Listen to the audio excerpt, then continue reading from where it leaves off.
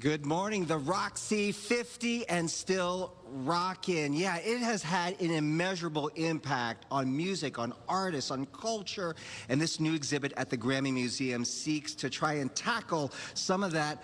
It's 50 years of history. I'm going to bring in Jason here, who is the curator of the GRAMMY Museum, to show us some of the things that they've curated here, and amazing. So you're going to take us back to September 20th of 1973. This is when the Roxy opened. This is Neil Young opening with the Santa Monica Flyers, played 2 shows a night for 3 nights to open the club. I love this picture here because it pretty much looks the same, except for the fact that, you know, if you look at the cars are a little bit different, but for the most part, it looks the same there on the Sunset Strip. It does. It sort of gives you that timeless quality of the Roxy. It's been here for 50 years, and yet, you know, it's from the beginning has had something in its genes that has made it last for this long. Yeah, so what are we looking at here? Here we're looking at Neil Young preparing for the opening night.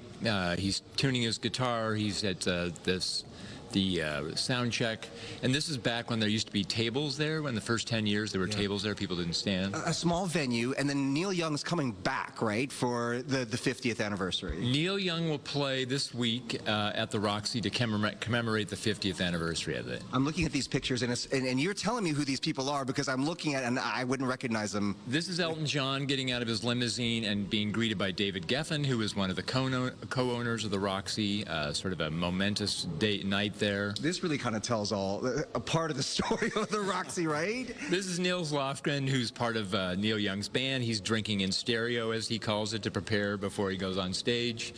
And then Neil Young finally takes the stage. Neil Young takes the stage, and on the right there is Graham Nash, who is the opener for him during this opening sessions. So when we think of the Roxy, let's turn around and look at this display over here, because you think of like rock and roll, but really when the Roxy hosted a who's who of music, of art, it really spans so many different genres, right? Yeah, not only music in terms of genres, it's every genre pretty much has played at the Roxy, but also comedians. Cheech and Chong were the second act to play following Neil Young at the Roxy.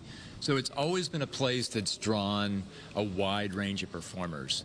You know, 4 months after it opened, it hosted the Rocky Horror Show musical for 9 months. There's Cheech and Chong we're looking at right now. So it's just, you know, one of those places, I think, from the beginning, being in an entertainment capital, it felt like, why limit ourselves to music? And you look at these photos, and you were telling me it was kind of hard to get these photos, and even you think it's like one of these iconic venues in the world that people are taking pictures like crazy, but it was really tough to find these photos. Yeah, it was, you know, really trying to find individual photographers. There wasn't a house photographer over the years, so trying to find different people, and also really memorable shows. Like there's the Clash at midnight, and just finding somebody who took a great photograph of that show that night. Yeah. And now the Roxy's owned still by the family. And what stories will the Roxy, you think, be telling in the years to come? I think part of it is the adaptability of the Roxy. Like over time, as music has changed, they've been able to adapt with it. Mm-hmm. So it has this ability to kind of evolve to what the scene is, but also support it. Right. Really difficult, as I said, to do, and you guys have done a fantastic job of it. If you're thinking about 50 years and the impact that this has had on so many musicians, on artists, still there, of course, on the Sunset Strip, celebrating 50 years 2 days from now on September the 20th.